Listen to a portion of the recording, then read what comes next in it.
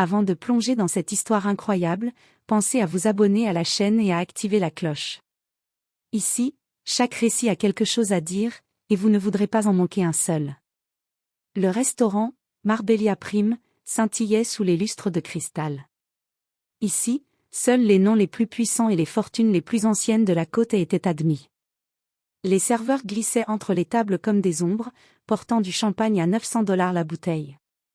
Et ce soir-là, toute l'attention semblait tourner vers Elena Moretti, figure redoutée des cercles mondains, connue pour son élégance et sa langue venimeuse. À sa table, pourtant, une scène étrange se déroulait. Assis face à elle se trouvait Adrian Cole, un homme discret, calme, toujours souriant. Il portait un costume simple, loin de l'extravagance des autres convives. Aux yeux d'Elena, il n'était qu'un mari chanceux, un homme qui vivait grâce à ses relations à elle. Elle ignorait tout. Tout, sauf son propre mépris. « Tu m'humilies, Adrian » murmura-t-elle, mais assez fort pour que plusieurs tables se retournent. « Tu n'es même pas capable de t'intégrer, tu n'es pas, à notre niveau. » Adrian baissa les yeux, non par honte, mais par lassitude. Elena avait toujours aimé se pavaner. Mais ce soir, elle allait trop loin. Quand il tenta de parler, elle l'interrompit violemment. « Tu n'es même pas digne d'être ici. » lança-t-elle en attrapant son verre de vin rouge. Et avant qu'il ne puisse réagir. Splash. Le liquide sombre coula sur son visage, sur sa chemise, formant une tache éclatante au milieu des regards horrifiés ou amusés de l'élite qui assistait à la scène. « Tu n'es rien sans moi. »« Rien » siffla-t-elle, triomphante. Le silence retomba sur le restaurant, lourd, pesant, presque cérémonial. Adrian prit une napkin, essuya lentement son visage, puis releva les yeux vers elle. Ses pupilles avaient cette expression calme, presque glaciale, que seule une certitude absolue peut donner. « Très bien, » dit-il simplement. « Alors il est temps que tu saches la vérité. » Elena ricana. « Quelle vérité ? Que tu as trouvé un travail ? Que tu vas enfin m'être utile ? » À cet instant, 3 personnes en costume noir entrèrent dans le restaurant. Ils se dirigèrent droit vers Adrian. Leur présence imposante fit reculer les serveurs. « Monsieur Cole, » dit l'un d'eux, respectueux. « Les documents de la fusion sont prêts. Le conseil vous attend pour finaliser la signature des 800 millions. » Tous les regards se tournèrent vers Elena. Son sourire disparut. Son souffle se coupa. Son univers se fissura. 800 millions ? répéta-t-elle, blême. Adrian la fixa sans ciller. La société qui t'emploie, Elena, la société dont tu te vantes devant tout le monde, c'est moi qui la possède. Je suis celui qui a négocié le contrat dont tu parlais encore hier. Une vague de murmures secoua la salle. Elena, tremblante, tenta une justification. À Adrian, je ne savais pas. Il posa alors son alliance sur la table. Un geste simple. Mais qui la détruisit plus sûrement que toutes les humiliations. Non, dit-il calmement. Tu n'as jamais cherché à savoir. Il se leva, sans un mot de plus, suivi par les 3 hommes en costume. Le directeur du restaurant s'inclina devant lui avec un respect qu'il n'avait jamais accordé à Elena. Laissant sa femme seule, défigurée par la honte, dans le silence glacial de l'élite qu'elle admirait tant. Le lendemain matin, la lumière douce du soleil filtrait à travers les rideaux en soie de la villa que partageaient encore Adrian et Elena. Pourtant, l'atmosphère n'avait rien de paisible. L'air semblait lourd, presque électrique. Comme si tout dans cette maison, bâtie sur les apparences et la superficialité, pressentait que quelque chose venait de changer de manière irréversible. Adrian descendit l'escalier en colimaçon, un mug de café à la main. Sa démarche était calme, maîtrisée. Rien ne laissait deviner la tempête qui avait éclaté la veille au Marbella Prime. Lui, le mari silencieux, celui que les soirées mondaines ignoraient, celui que sa propre femme insultait devant ses amis, n'avait jamais levé la voix. Il n'en avait pas besoin. Elena, elle, n'avait pas dormi. Ses yeux étaient gonflés, sa robe de chambre froissée. Assise au grand comptoir marbré, elle fixait son mari comme si elle découvrait un étranger. Elle cherchait encore à comprendre comment l'homme qu'elle avait humilié publiquement pouvait être l'architecte d'un contrat de 800 millions de dollars, et surtout, le propriétaire silencieux de l'entreprise qui la payait depuis des années. Adrian, souffla-t-elle d'une voix brisée. On peut parler? Il ne répondit pas immédiatement. Il posa son mug, prit une grande inspiration, puis s'assit en face d'elle. Son calme, loin de la rassurer, lui glaça le sang. Je t'écoute, dit-il simplement. Elena déglutit. Je suis désolée pour hier. Je ne savais pas. Adrian leva la main. Arrête. Sa voix était douce, mais ferme. Tu ne savais pas parce que tu ne t'es jamais intéressé. Tu n'as jamais posé une seule question sur mon travail, mes projets, mes ambitions. Ton monde tournait autour de ta réputation et de ton image. Adrian n'était qu'un accessoire. Elle sentit ses yeux brûler. Ce n'est pas vrai? C'est entièrement vrai, répondit-il sans colère. Tu m'as humilié devant une salle pleine de gens qui, ironiquement, sont tous en négociation pour dépendre de mes investissements. Elena tressaillit. Adrian poursuivit, le regard ancré dans le sien. Tu voulais un mari décoratif. Tu voulais appartenir à un cercle. Moi, je construis des empires. Nous n'avons jamais joué dans la même catégorie, Elena. Elle se leva brusquement, presque paniquée. Je t'ai aimé. Tu m'as aimé tant que tu pensais pouvoir me façonner à ton image, coupa Adrian. Tant que tu croyais que j'avais besoin de toi pour exister dans ton monde. Mais hier, pour la première fois, tu as compris que ton monde tournait autour du mien, pas l'inverse. Le silence retomba. Un silence lourd, blessant, presque cruel. Elena fit quelques pas, cherchant ses mots. Adrian, je peux changer. Je te jure que je peux. Il leva les yeux vers elle. Ils étaient durs, mais pas méchants. Juste, lucides. Le contrat de 800 millions a été signé ce matin. Elle sursauta. Ce qui signifie une chose, je n'ai plus aucune raison de me cacher. Elle sentit un frisson lui parcourir l'échine. Cacher quoi? Demanda-t-elle, la voix tremblante. Adrian se leva lentement. Il prit son téléphone, appuya sur un bouton, puis posa un dossier sur le comptoir. Cacher que cette maison, que ce compte commun, que tes cartes bancaires, que ta voiture, tout est à mon nom. Je n'ai jamais rien mis au tien. Par choix. Elena se figea. Tu veux dire que... Oui, répondit-il. Si je pars aujourd'hui, tu n'as plus rien. Elle sentit ses jambes lâcher et s'appuya sur le comptoir pour ne pas tomber. Adrian, s'il te plaît, ne fais pas ça. Il rangea calmement son téléphone. Je n'ai rien encore décidé. Mais après hier soir, après ces années où tu m'as méprisé, il est temps que tu comprennes quelque chose. Il s'approcha d'elle. Je ne suis pas l'homme que tu pensais contrôler. Je suis celui que tu n'as jamais pris la peine de connaître. Elena éclata en sanglots. Mais Adrian, lui, la regarda pleurer sans un geste. Pour la première fois dans leur mariage, elle réalisait qu'elle n'avait aucun pouvoir. Et pour la première fois, lui réalisait qu'il en avait toujours eu plus qu'elle n'imaginait. La chute venait seulement de commencer. La matinée avançait lentement, mais pour Elena, chaque minute ressemblait à une éternité. Après la confrontation, Adrian n'avait pas cherché à poursuivre la discussion.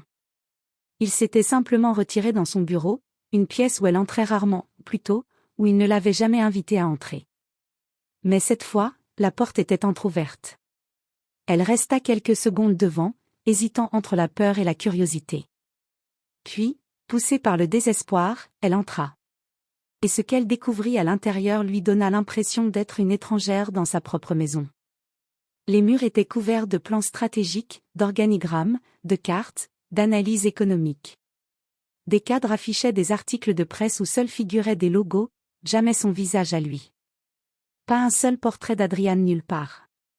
Comme s'il avait construit son empire dans l'ombre, avec la précision d'un fantôme. Sur son bureau, un écran affichait un tableau de chiffres colossaux, acquisitions, actions, revenus. Elena sentit son estomac se nouer. Elle réalisa que l'homme qu'elle avait traité comme un mari insignifiant contrôlait davantage que ce qu'elle aurait osé imaginer. Adrian entra silencieusement derrière elle. « Tu vois, dit-il calmement, tu n'as jamais eu l'idée de franchir cette porte. Pourtant, c'est ici que se trouvait tout ce que tu ignorais de moi. » Elena se retourna, le cœur serré. « Pourquoi tu ne m'as jamais dit tout ça ?» Il la fixa quelques secondes, puis répondit. « Parce que dans ton monde, la valeur se mesure à l'apparence. Moi, je viens d'un monde où la valeur se mesure aux actes, au travail, à la vision. Chaque fois que j'ai tenté de te parler de mes projets, tu m'as répondu que ce n'était pas le bon moment, ou pas intéressant pour les soirées. J'ai compris que tu voulais un mari brillant, mais seulement si cette brillance servait ton image. » Elena sentit les mots la frapper comme des pierres. « Et toi, tu ne voulais pas briller ?» Adrian s'approcha du bureau, effleurant un dossier relié de cuir noir. « Pas aux yeux de gens qui ne voient qu'eux-mêmes. J'ai préféré briller là où ça compte, dans la stratégie, dans l'innovation, dans la discrétion. La puissance silencieuse est la seule qui ne s'effondre pas quand on souffle dessus. » Il ouvrit le dossier et le tendit à Elena. À l'intérieur, un contrat de mariage. Elle blêmit. « Tu avais prévu de divorcer ?» ?»« Non, » répondit Adrian. « Mais j'avais prévu de me protéger. Parce qu'au fond de moi, je savais que l'amour ne suffit pas quand il n'y a pas de respect. » Elle serra le dossier contre elle comme si elle tenait une bombe prête à exploser. « Adrian, je peux réparer les choses, je peux changer, je te le jure. » Il hocha la tête, mais sans conviction. « Changer ? Peut-être. Mais ce n'est pas pour moi que tu veux changer.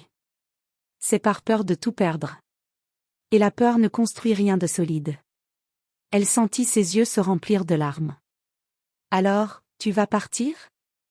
Adrian prit une profonde inspiration et déclara. « Aujourd'hui, j'ai un rendez-vous avec le conseil d'administration pour officialiser l'accord de 800 millions. Après ça, je prendrai ma décision. » Il contourna le bureau, attrapa un blazer, puis se dirigea vers la porte. « Mais d'ici là, évite de faire ce que tu fais toujours, essayer de manipuler la situation pour sauver les apparences.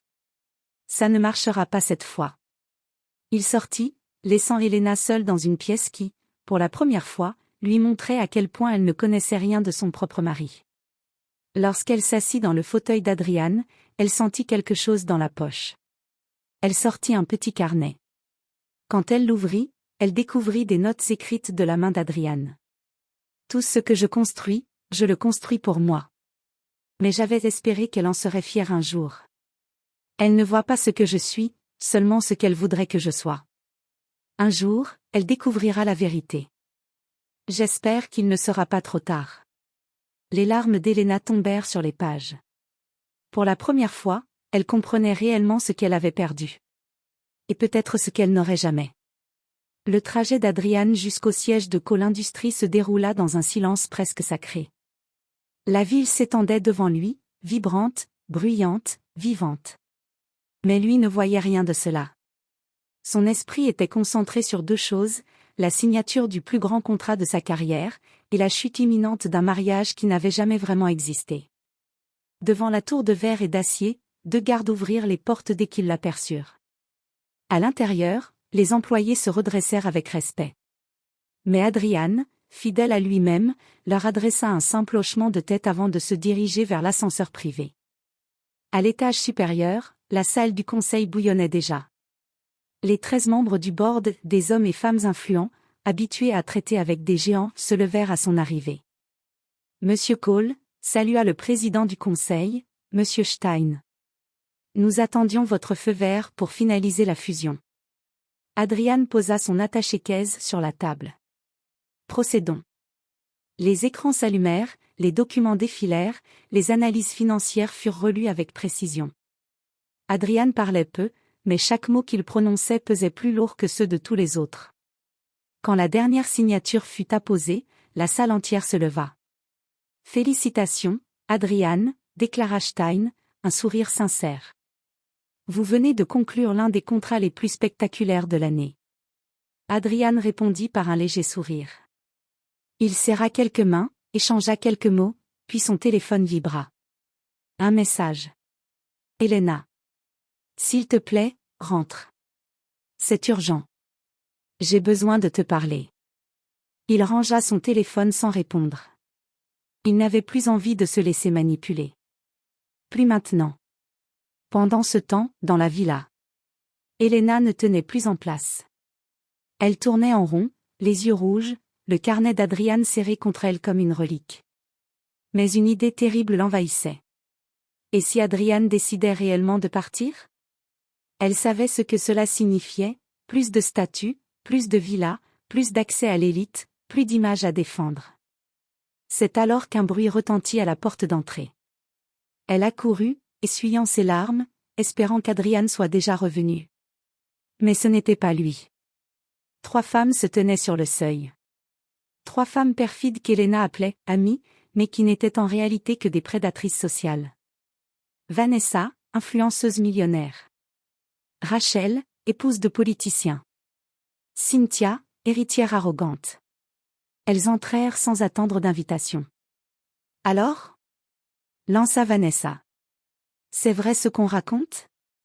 Tu as jeté du vin au visage de ton mari, et il serait le propriétaire des entreprises Moretti Group? Elena pâlit. Ce n'est pas ce que vous croyez. Rachel croisa les bras. On t'avait prévenu, Elena. Tu joues dans un monde où il faut savoir qui est qui. Et tu as humilié le mauvais homme. Cynthia esquissa un rictus dédaigneux. Si j'étais toi, je disparaîtrais quelques semaines. Les gens rient de toi. Des vidéos de la scène au restaurant circulent déjà. Elena sentit sa gorge se serrer. Il doit y avoir un moyen, je peux rattraper ça. Vanessa éclata de rire. À moins d'être un génie financier qui vient de signer un contrat de 800 millions, j'en doute. Les mots la transpercèrent comme des lames. Sortez, souffla Elena, tremblante. Pardon, fit Cynthia. Sortez. Les 3 femmes échangèrent un regard, mi-amusé, mi-exaspéré, puis quittèrent la villa en murmurant des critiques assassines. Quand la porte se referma, Elena s'effondra au sol. Elle venait de réaliser que l'élite qu'elle idolâtrait, n'hésitait pas une seconde à abandonner l'un des siens si cela devenait gênant. Retour à la tour Cole Industries. Adrian, lui, était déjà dans son bureau privé. Il regardait la ville à travers les baies vitrées, les mains dans les poches. La signature du contrat aurait dû être un moment de célébration, mais un goût amer subsistait en lui. Il avait tout réussi. Tout, sauf son mariage. Un employé frappa à sa porte. « Monsieur Cole, votre chauffeur est prêt à vous ramener. » Adrian hocha la tête. Il prit son blazer, son attaché-caisse, mais au moment de quitter la pièce, quelque chose attira son regard. Une photo. Petite. Discrète. Posée à l'arrière de son bureau. Une photo d'eux, prise des années plus tôt. Avant la fortune. Avant la gloire. Avant le venin social. Adrian ferma les yeux un instant. Puis il souffla. C'est la dernière chance, Elena. La dernière. Et il quitta la tour. Vers la villa.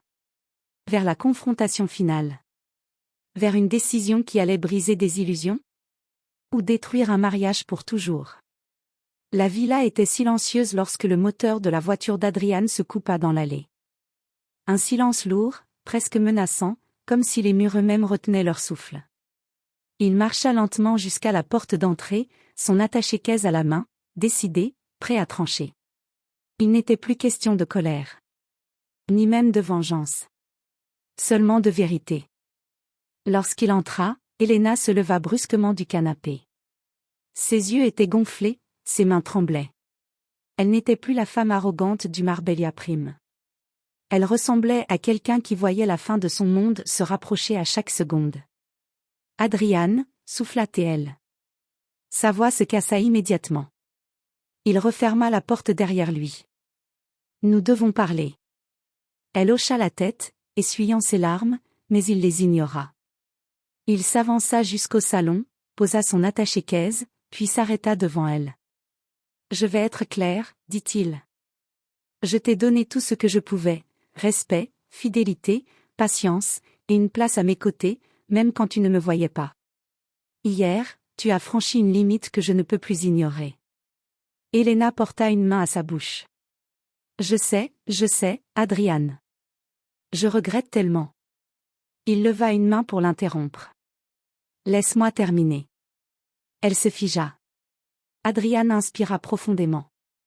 Tu m'as humilié publiquement. Tu as fait de moi un objet de moquerie pour des gens qui, aujourd'hui, me supplient pour obtenir des contrats. Mais ce n'est pas ce qui me fait douter de notre avenir. Il marqua une pause. C'est le fait que ton premier réflexe a été la honte, pas la compréhension. Tu n'as pas cherché à savoir pourquoi je me cachais. Tu n'as pas essayé de me connaître. Tu n'as jamais voulu m'aimer réellement. Tu voulais ce que je représentais pour ton cercle. Elena secoua la tête, paniquée. Non, Adrian, je t'assure, je peux changer, je veux changer. Je t'aime. Adrian s'approcha doucement, presque avec compassion. Et moi aussi, je t'ai aimé. Pas pour ton statut. Pas pour tes soirées. Mais pour ce que tu étais avant que l'élite ne t'avale. La femme que j'ai épousée n'existe plus depuis longtemps. Ses jambes flanchèrent. Elle s'effondra au sol en sanglotant, mais Adrian resta debout. Je ne veux pas divorcer, gratta-t-elle entre deux hoquets. Je veux réparer les choses. Aide-moi, montre-moi comment. Il ferma les yeux. Tu ne peux pas me demander de réparer seule une maison que tu as brûlée de tes propres mains. Elle pleurait maintenant sans retenue. Adrian, s'il te plaît, je ferai n'importe quoi. Il la regarda longuement. Son expression n'était ni froide ni dure. Plutôt celle d'un homme qui a compris qu'il ne peut pas sauver quelqu'un qui se détruit elle-même. Je vais être honnête, dit-il d'une voix étrangement douce. Je ne te laisse pas sans rien. Je ne veux pas te punir. Je ne croirai jamais à l'amour qui s'efface parce que les choses vont mal. Mais... Il prit l'alliance posée sur la table, la fit tourner entre ses doigts, puis la reposa. Nous avons besoin de temps séparés. Du vrai temps. Pas quelques jours. Pas quelques semaines. Je vais partir vivre ailleurs pendant que toi, tu vas réfléchir à ce que tu veux réellement, pas à ce que la société attend de toi. Elena releva doucement le visage. Tu veux dire, on ne divorce pas? Pas encore, répondit-il. Mais si tu veux que je revienne, il faudra que tu apprennes à être heureuse sans public, sans validation, sans masque. Il faudra que tu redécouvres la femme que tu étais avant que tout ça ne te transforme. Elle hocha la tête, incapable de parler, trop bouleversée. Adrian reprit son attaché-caisse et marcha vers la porte. Au cas où tu te posais la question, ajouta-t-il doucement, oui, j'aurais voulu passer toute ma vie avec toi. Mais pas avec la version de toi qui existe aujourd'hui. Il ouvrit la porte. Un vent léger entra dans la pièce, comme un dernier souffle d'espoir. Tu as encore une chance, Elena, conclut-il sans se retourner. Mais c'est toi seule qui décideras si tu la mérites ou pas. La porte se referma. Et dans l'écho du claquement, la vérité tomba sur Elena comme un coup près. Pour la première fois, elle n'était plus en contrôle.